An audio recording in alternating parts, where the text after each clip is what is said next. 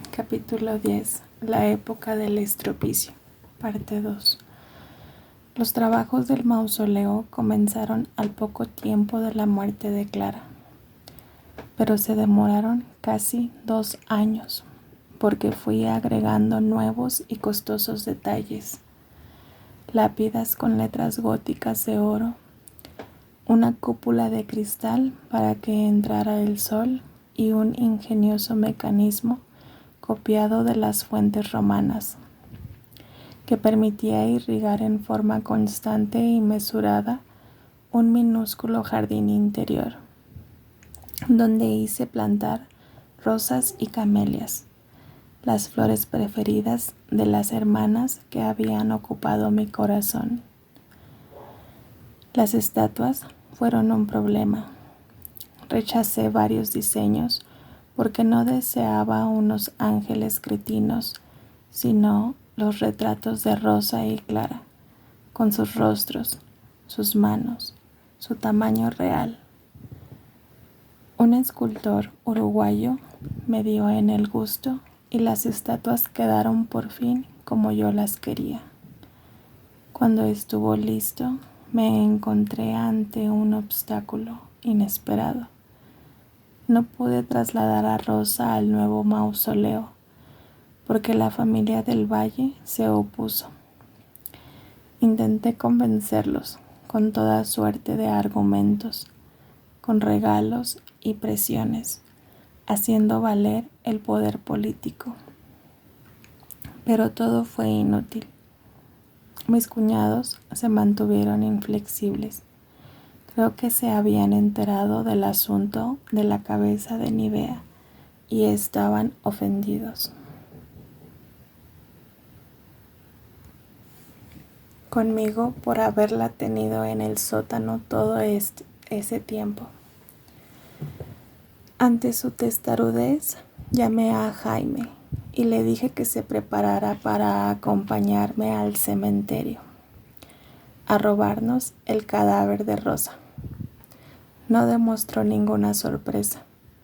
Si no es por las buenas, tendrá que ser por las malas, expliqué a mi hijo.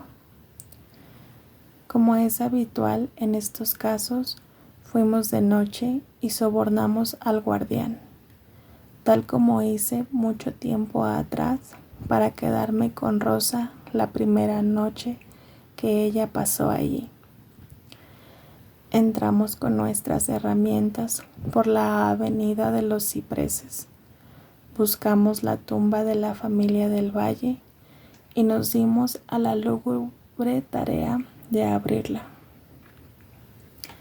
Quitamos cuidadosamente la lápida que guardaba el reposo de Rosa y sacamos del nicho el ataúd blanco, que era mucho más pesado de lo que suponíamos, de modo que tuvimos que pedirle al guardián que nos ayudara. Trabajamos incómodos en el estrecho recinto, estorbándonos mutuamente con las herramientas, mal alumbrados por un farol de carburo. Después volvimos a colocar la lápida en el nicho para que nadie sospechara que estaba vacío. Terminamos sudando. Jaime había tenido la precaución de llevar una cantimplora con agua ardiente y pudimos tomar un trago para darnos ánimo. A pesar de que ninguno de nosotros era supersticioso, aquella necrópolis de cruces, cúpulas y lápidas nos ponía nerviosos. Yo me senté en el umbral de la tumba a recuperar el aliento y pensé que ya no estaba nada joven. Si mover un cajón me hacía perder el ritmo del corazón y ver puntitos brillantes en la oscuridad.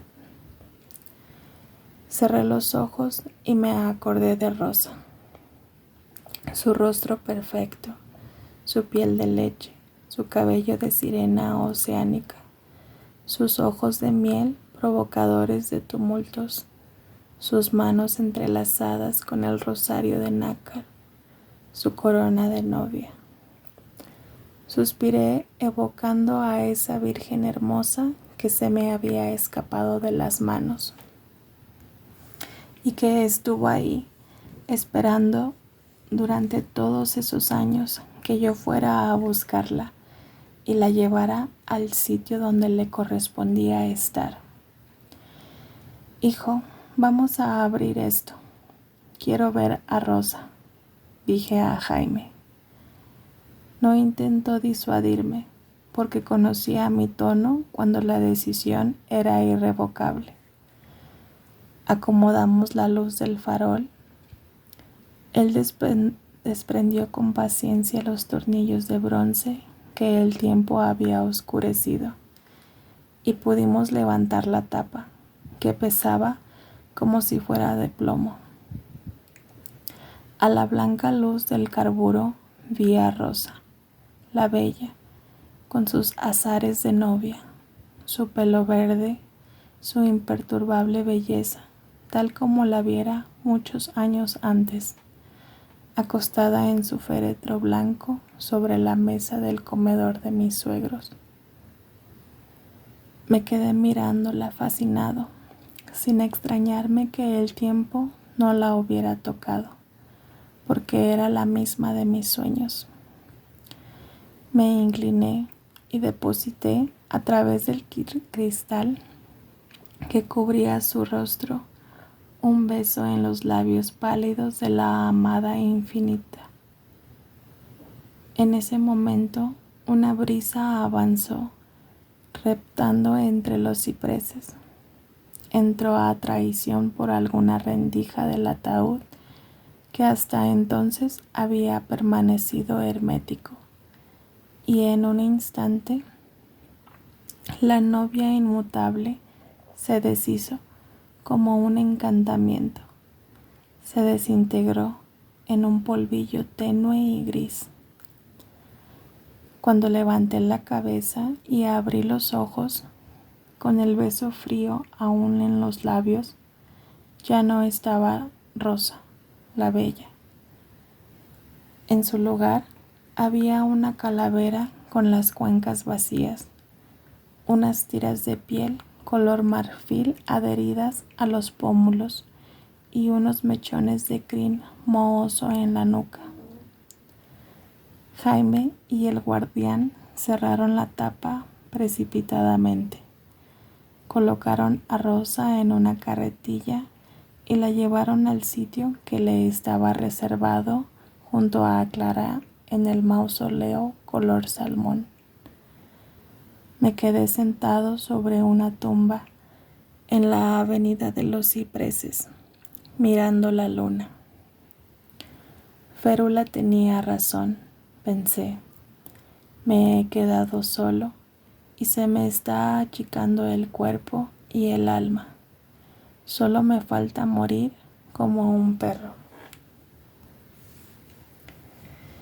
El senador Trueba luchaba contra sus enemigos políticos, que cada día avanzaban más en la conquista del poder, mientras otros dirigentes del Partido Conservador engordaban, envejecían y perdían el tiempo en interminables discusiones bizantinas.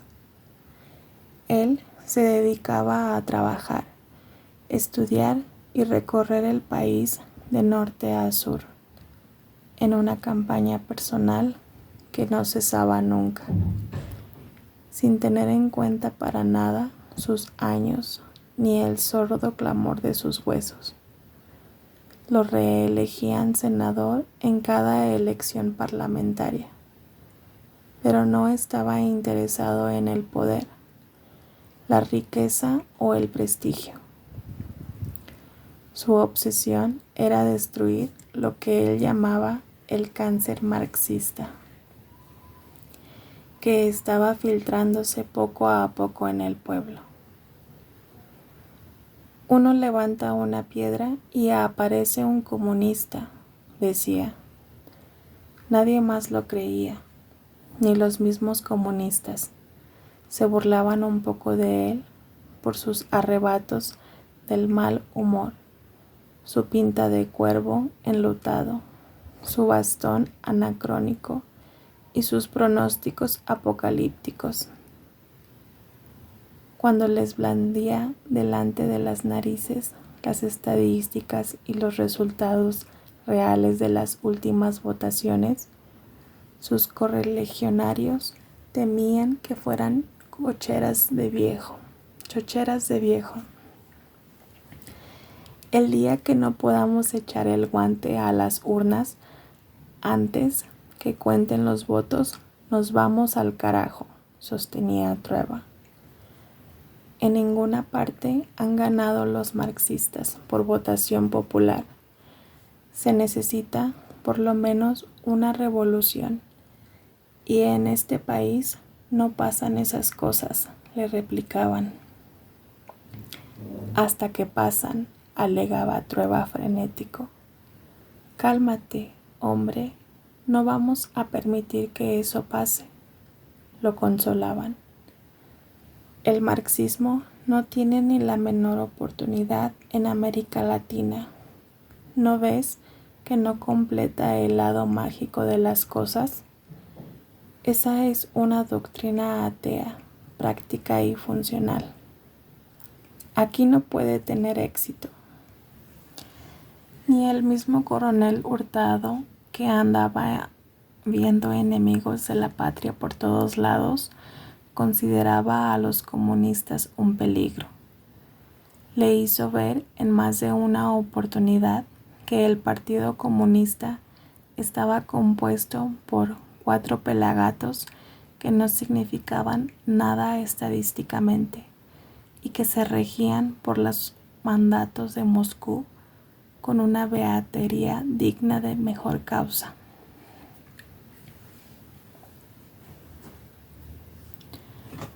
Moscú queda donde el diablo perdió el poncho, Esteban. No tienen idea de lo que pasa en este país, le decía el coronel Hurtado. No tienen en cuenta para nada las condiciones de nuestro país.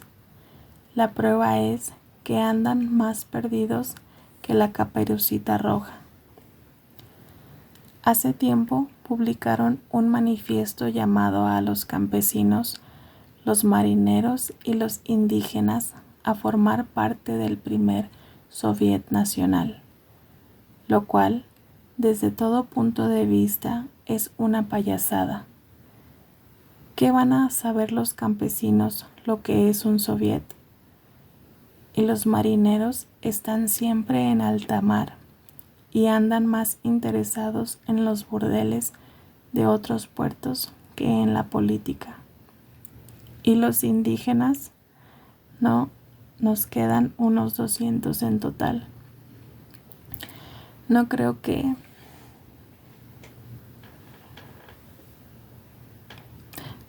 hayan sobrevivido más a las masacres del siglo pasado, pero si quieren formar un soviet en sus reservaciones, allá ellos, se burlaba el coronel. Sí, pero además de los comunistas están los socialistas, los radicales y otros grupúsculos. Todos son más o menos lo mismo, respondía Trueba. Para el senador Trueba, todos los partidos políticos, excepto el suyo, eran potencialmente marxistas y no podía distinguir claramente la ideología de unos y otros. No vacilaba en exponer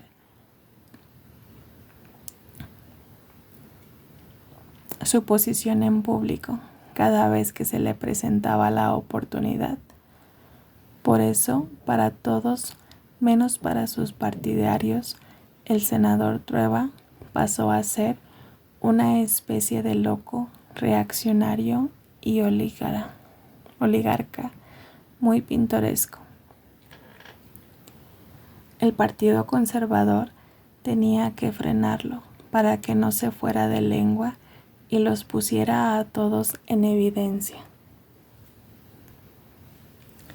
El paladín furibundo, dispuesto a dar la batalla en los foros, en las ruedas de prensa, en las universidades, donde nadie más se atrevía a dar la cara, allá estaba él inconmovible en su traje negro, con su melena de león y su bastón de plata. Era el blanco de los caricaturistas, que de tanto burlarse de él consiguieron hacerlo popular, y en todas las elecciones arrasaba con la votación conservadora. Era fanático, violento y anticuado, pero representaba mejor que nadie los valores de la familia, la tradición, la propiedad y el orden. Todo el mundo lo reconocía en la calle. Inventaban chistes a su costa y corrían de boca en boca las anécdotas que se le atribuían. Decían que, en ocasión de su ataque al corazón, cuando su hijo se desnudó en las puertas del Congreso, el presidente de la República lo llamó a su oficina para ofrecerle la embajada en Suiza, donde podría tener un cargo apropiado para sus años, que le permitiera reponer su salud. Decían que el senador Trueba respondió con un puñetazo sobre el escritorio del primer mandatario, volcando la bandera nacional y el busto del padre de la patria. «De aquí no salgo ni muerto, Excelencia», rugió, «porque apenas yo me descuide, los marxistas le quitan a usted la silla donde está sentado». Tuvo la habilidad de ser el primero que llamó a la izquierda enemiga de la democracia, sin sospechar que años después ese sería el lema de la dictadura. En la lucha política ocupaba casi todo su tiempo y una buena parte de su fortuna. Notó que, a pesar de que siempre estaba tramando nuevos negocios, esta parecía irse mermando desde la muerte de Clara, pero no se alarmó, porque propuso que en el orden natural de las cosas estaba el hecho irrefutable de que en su vida ella había sido un soplo de buena suerte, pero que no podía continuar beneficiándolo después de su muerte. Además, calculó que con lo que tenía podía mantenerse como un hombre rico por el tiempo que le quedaba en este mundo. Se sentía viejo.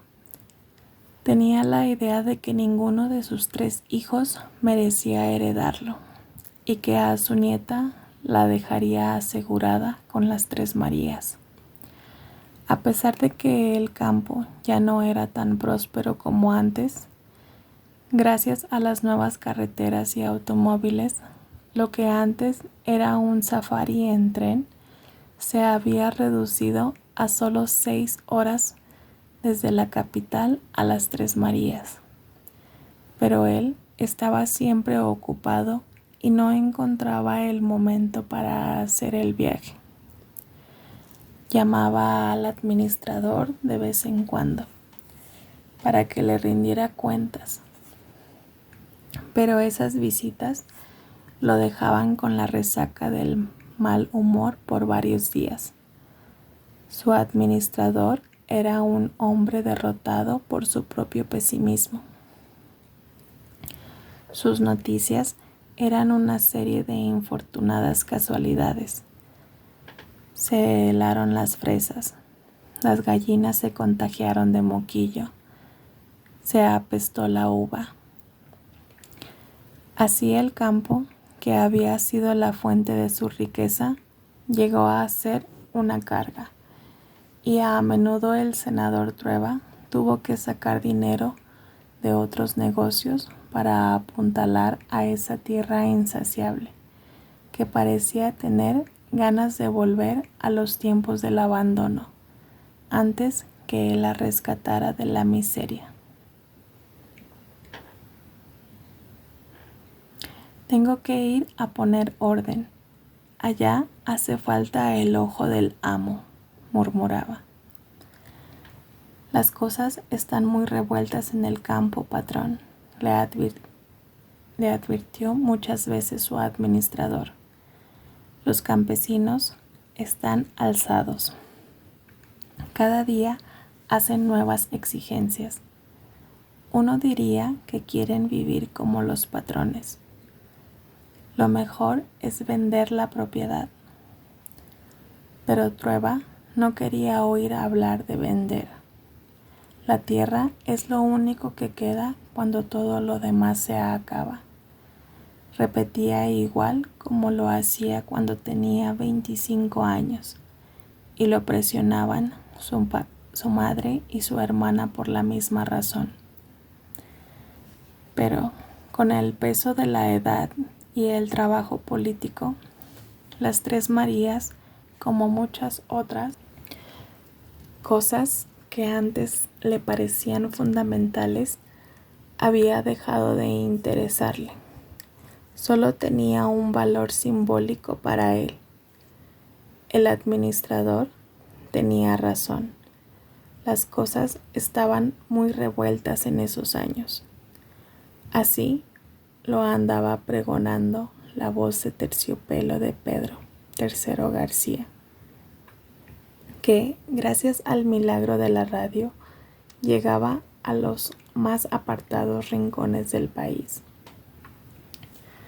A los 30 y tantos años seguía teniendo el aspecto de un rudo campesino, por una cuestión de estilo, ya que el conocimiento de la vida y el éxito le habían suavizado las asperezas y afinado las ideas.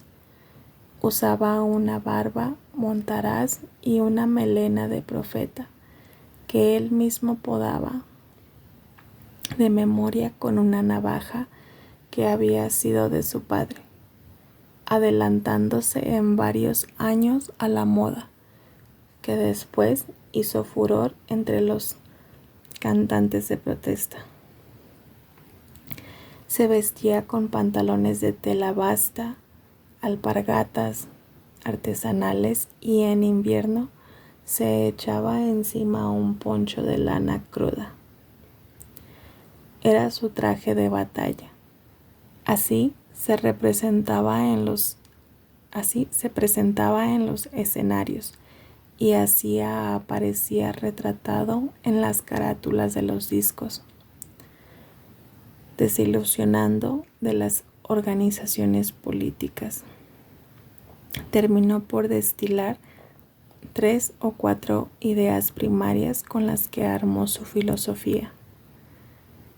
Era un anarquista.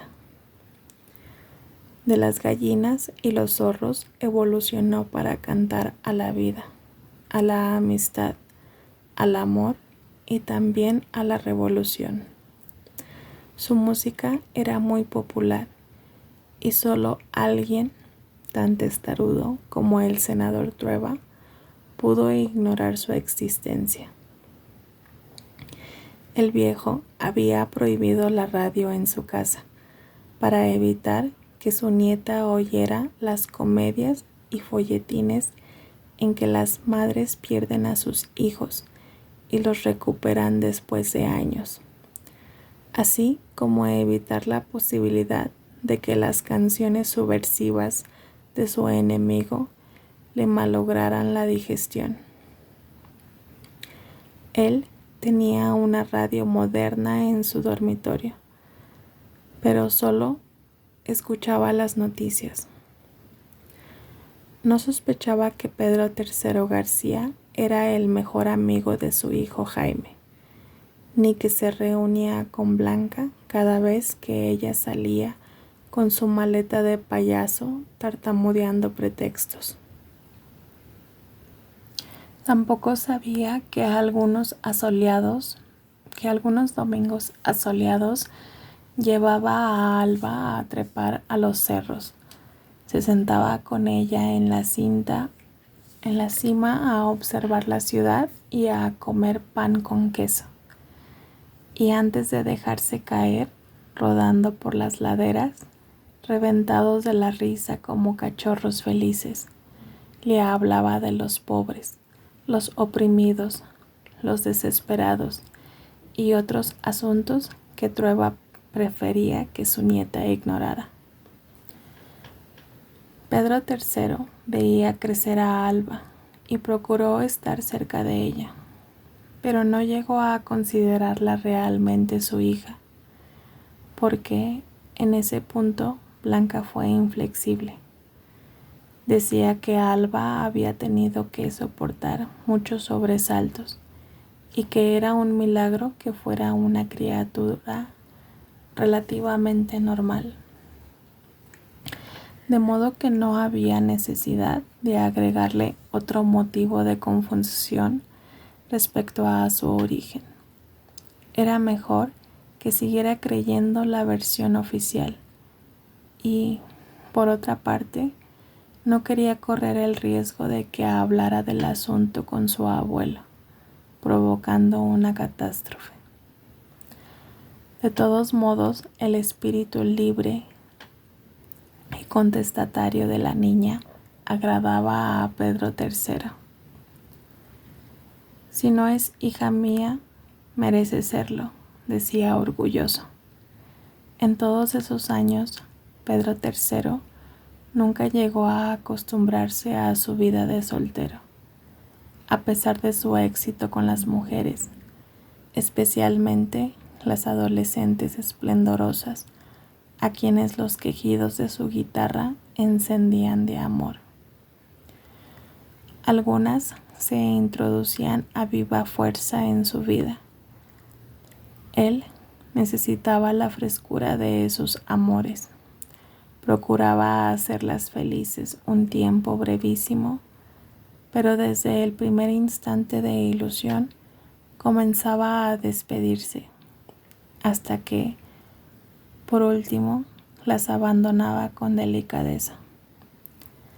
A menudo, cuando tenía a una de ellas en la cama, suspirando dormida a su lado, cerraba los ojos y pensaba en Blanca, en su amplio cuerpo maduro, en sus pechos abundantes y tibios, en las finas arrugas de su boca, en las sombras de sus ojos árabes, y sentía un grito oprimiéndole el pecho. Intentó permanecer junto a otras mujeres. Recorrió muchos caminos y muchos cuerpos, alejándose de ella. Pero en el momento más íntimo, en el punto preciso de la soledad y del presagio de la muerte, siempre era Blanca la única. A la mañana siguiente comenzaba el suave proceso de desprenderse de la nueva enamorada, y apenas se encontraba, regresaba donde Blanca, más delgado, más ojeroso, más culpable, con una nueva canción en la guitarra y otras inagotables caricias para ella. Blanca, en cambio, se había acostumbrado a vivir sola. Terminó por encontrar paz en sus quehaceres de la gran casa, en su taller de cerámica y en sus nacimientos de animales inventados, donde lo único que correspondía a las leyes de la biología era la sagrada familia, perdida en una multitud de monstruos. El único hombre de su vida era Pedro III, pues tenía vocación para un solo amor. La fuerza de ese inconmovible sentimiento la salvó de la mediocridad y de la tristeza de su destino. Permanecía fiel, aun en los momentos en que él se perdía detrás de algunas ninfas de pelo lacio y huesos largos, sin amarlo menos por ello.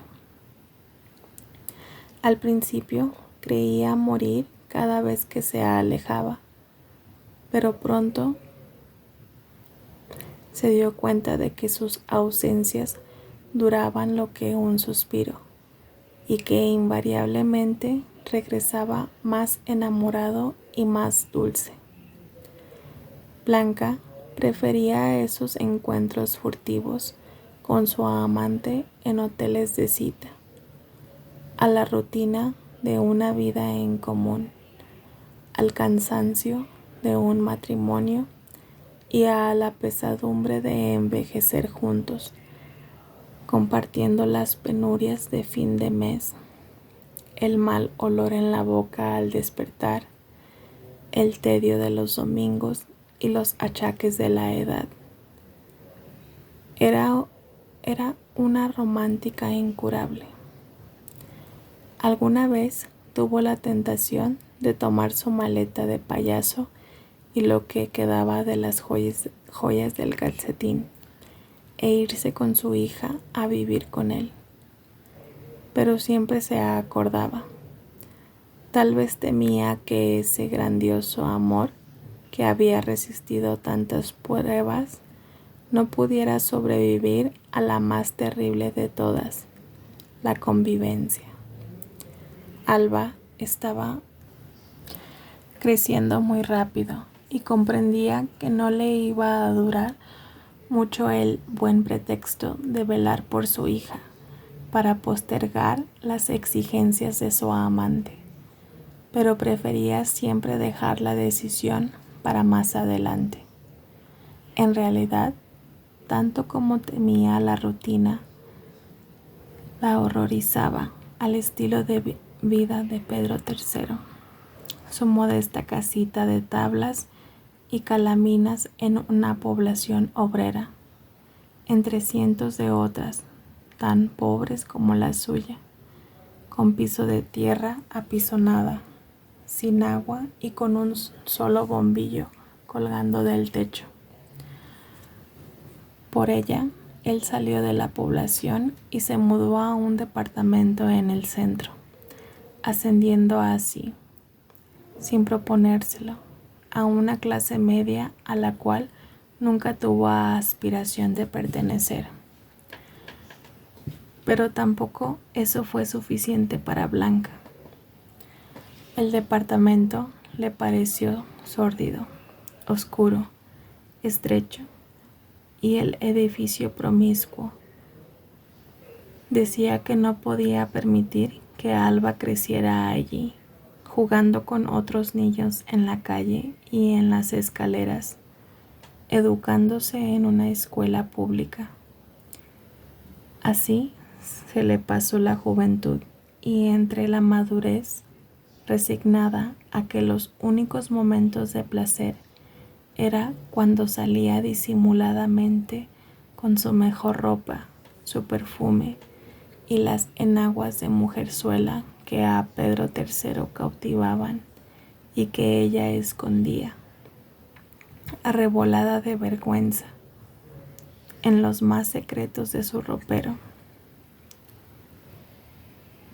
pensando en las explicaciones que tendría que dar si alguien la descubría. Esa mujer práctica y terrenal para todos los aspectos de la existencia sublimó su pasión de infancia, viviéndola trágicamente. La alimentó de fantasías, la idealizó, la defendió con fiereza, la depuró de las verdades prosaicas y pudo convertirla en un amor de novela. Por su parte, Alba aprendió a no mencionar a Pedro III García, porque conocía el efecto que ese hombre causaba en la familia. Intuía que algo grave había ocurrido entre el hombre de los dedos cortados que besaba a su madre en la boca y el abuelo. Pero todos, hasta el mismo Pedro III, contestaban a sus preguntas. con evasivas en la mitad del dormitorio. A veces Blanca le contaba anécdotas de él y le enseñaba sus canciones, con la recomendación de que no fuera a tararearlas en la casa. Pero no le contó que era su padre, y ella misma parecía haberlo olvidado. Recordaba el pasado como una sucesión de violaciones, abandonos y tristezas, y no estaba seguro de que las cosas hubieran sido como pensaba. Se había desdibujado el episodio de las momias, los retratos y el indio lampiño con zapatos Luis XV, que provocaron su huida de la casa de su marido. Tantas veces repitió la historia de que el conde había muerto de fiebre en el desierto, que llegó a creerla. Años después, el día que llegó su hija a anunciarle que el cadáver de Jean de Satigny yacía en la nevera de la morgue, no se alegró, porque hacía mucho tiempo que se sentía viuda. Tampoco intentó justificar su mentira.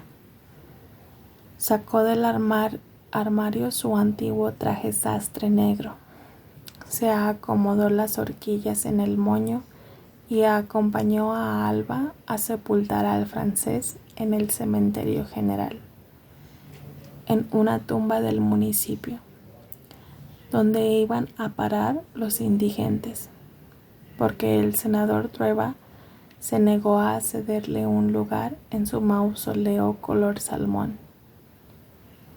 Madre e hija caminaron solas detrás del ataúd negro que pudieron comprar gracias a la generosidad de Jaime. Se sentían un poco ridículas en el bochornoso mediodía estival, con un ramo de flores mustias en las manos y ninguna lágrima para el cadáver solitario que iban a enterrar. Veo que mi padre ni siquiera tenía amigos, comentó Alba. Tampoco en esa ocasión Blanca admitió a su hija la verdad.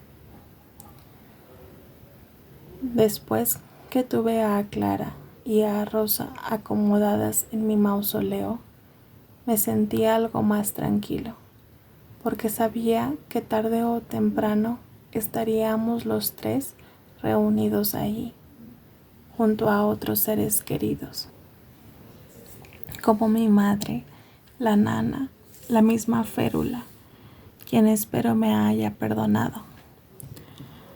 No imaginé que iba a vivir tanto como he vivido y que tendrían que esperarme tan largo tiempo. La habitación de Clara permaneció cerrada con llave. No quería que nadie entrara, para que no se moviera nada y yo pudiera encontrar su espíritu ahí, presente, cada vez que lo deseara. Empecé a tener insomnio, el mal de todos los viejos. En las noches deambulaba por la casa sin poder conciliar el sueño, arrastrando las zapatillas que me quedaban grandes, envuelto en la antigua bata episcopal que todavía guardo por razones sentimentales, rezongando contra el destino como un anciano acabado con la luz del sol. Sin embargo, recuperaba el deseo de vivir. Aparecía a la hora del desayuno con la camisa almidonada y mi traje de luto, afeitado y tranquilo. Leía el periódico con mi nieta, ponía al día mis asuntos de negocios y la correspondencia, y luego salía por el resto del día. Dejé de comer en la casa, incluso los sábados y domingos, porque sin la presencia catalizadora de Clara no había ninguna razón para soportar las peleas con mis hijos. Mis únicos 2 amigos procuraban quitarme el luto del alma. Almorzaban conmigo, jugábamos al golf, me desafiaban al dominó. Con ellos discutía mis negocios, hablaba de política y a veces de la familia. Una tarde en que me vieron más animado, me invitaron al Cristóbal Colón, con la esperanza de que una mujer complaciente me hiciera recuperar el buen humor. Ninguno de los 3 teníamos edad para esas aventuras, pero nos tomamos un par de copas y partimos. Había estado en el Cristóbal Colón hace algunos años, pero casi lo había olvidado. En los últimos tiempos, el hotel había adquirido prestigio turístico y los provincianos viajaban a la capital, nada más que para visitarlo y después contarlo a sus amigos. Llegamos al anticuado caserón, que por fuera se mantenía igual desde hacía muchos años. Nos recibió un portero que nos condujo al salón principal, donde recordaba haber estado antes en la época de la matrona francesa, o mejor dicho, con acento francés. Una muchachita vestida como una escolar nos ofreció un vaso de vino a cuenta de la casa. Uno de mis amigos trató de tomarla por la cintura, pero ella le advirtió que pertenecía al personal de servicio y que debíamos esperar a las profesionales. Momentos después se abrió una cortina y apareció una visión de las antiguas cortes árabes. Un negro enorme, tan negro que parecía azul, con los músculos aceitados, cubierto con unas bombachas de seda, color zanahoria, un chaleco sin mangas, turbante de lame morado, babuchas de turco y un anillo de oro atravesado en la nariz. Al sonreír, vimos que tenía todos los dientes de plomo. Se presentó como Mustafa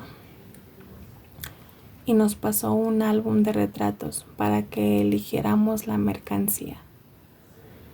Por primera vez en mucho tiempo reí de buena gana, porque la idea de un catálogo de prostitutas me pareció muy divertida. Hojeamos el álbum, donde había mujeres gordas, delgadas, de pelo largo, de pelo corto, vestidas como ninfas, como amazonas, como novicias, como cortesanas, sin que fuera posible para mí escoger una, porque todas tenían la expresión pisoteada de las flores de banqueta. Las últimas 3 páginas del álbum estaban destinadas a muchachos con túnicas griegas, coronados de laureles, jugando entre falsas ruinas helénicas, con sus nalgas regordetas y sus párpados pestañudos, repugnantes. Yo no había visto de cerca a ningún marica, confesó, excepto Carmelo, el que se vestía de japonés en el farolito rojo. Por eso me sorprendió que uno de mis amigos, padre de familia y corredor de bolsa de comercio, eligiera a uno de esos adolescentes culones de los retratos. El muchacho surgió como por arte de magia detrás de las cortinas y se llevó a mi amigo de la mano, entre risitas y contoneos femeninos. Mi otro amigo prefirió a una gordísima odalisca, con quien dudó que haya podido realizar ninguna proeza debido a su edad avanzada y su frágil esqueleto. Pero, en todo caso, salió con ella, también tragados por la cortina. Veo que al señor le cuesta decidirse, dijo Mustafa cordialmente. Permítame ofrecerle lo mejor de la casa. Le voy a presentar a Afrodita. Y entró a Afrodita al salón, con 3 pisos de crespos en la cabeza, mal cubierta por unos tules drapeados y chorreando uvas artificiales desde el hombro hasta las rodillas. Era Tránsito Soto, quien había adquirido un definitivo aspecto mitológico, a pesar de las uvas chabacanas y los tules de circo. Me alegro de verlo, patrón, saludó. Me llevó a través de la cortina y desembocamos en un breve patio interior, el corazón de aquella laberíntica construcción.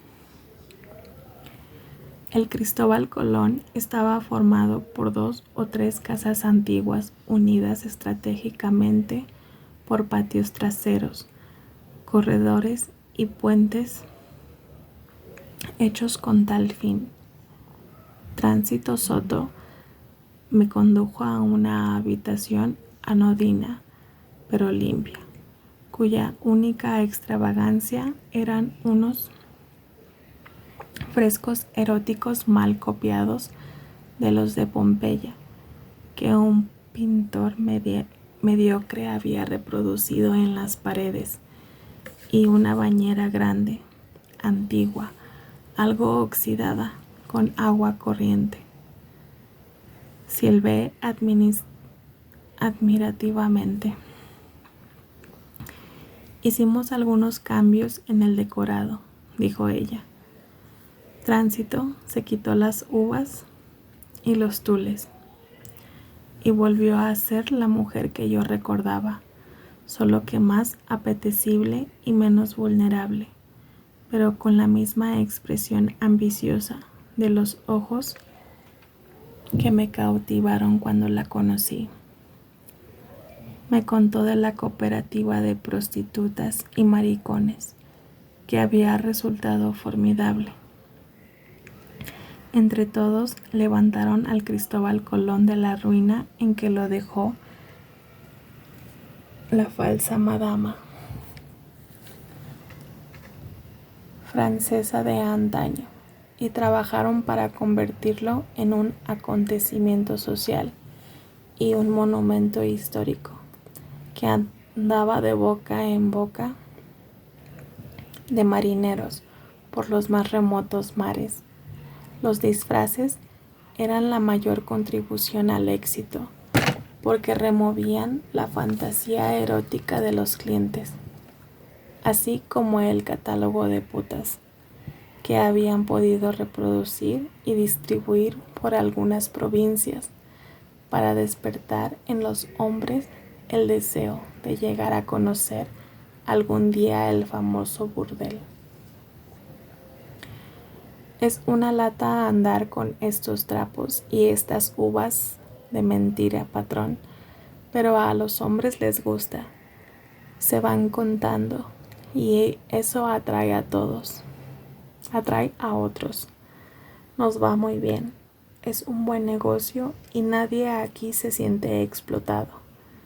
Todos somos socios. Esta es la única casa de putas del país que tiene su propio negro auténtico.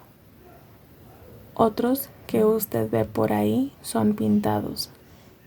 En cambio, a Mustafa, aunque lo frote con lija, negro se queda. Y esto está limpio. Así, aquí se puede tomar agua en el excusado, porque echamos lejía hasta por donde usted no se imagina. y todas estamos controladas por sanidad. No hay venerias. Tránsito se quitó el último velo y su magnífica desnudez me apabulló tanto que de pronto sentí un mortal cansancio. Tenía el corazón agobiado por la tristeza y el sexo flácido como una flor mustia y sin destino entre las piernas. Ay, Tránsito, creo que ya estoy muy viejo para esto, balbuceé. Pero Tránsito Soto comenzó a ondular la serpiente tatuada alrededor de su ombligo, hipnotizándome con el suave contoneo de su vientre, mientras me arrullaba con su voz de pájaro ronco, hablando de los beneficios de la cooperativa y las ventajas del catálogo. Tuve que reírme, a pesar de todo, y poco a poco sentí que mi propia risa era como un bálsamo. Con el dedo que traté de seguir el contorno de la serpiente, pero me deslizó zigzagueando.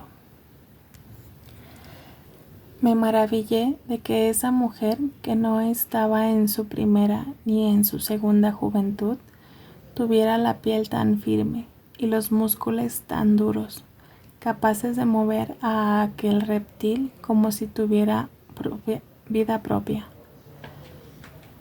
Me incliné a besar el tatuaje y comprobé, satisfecho, que no estaba perfumada.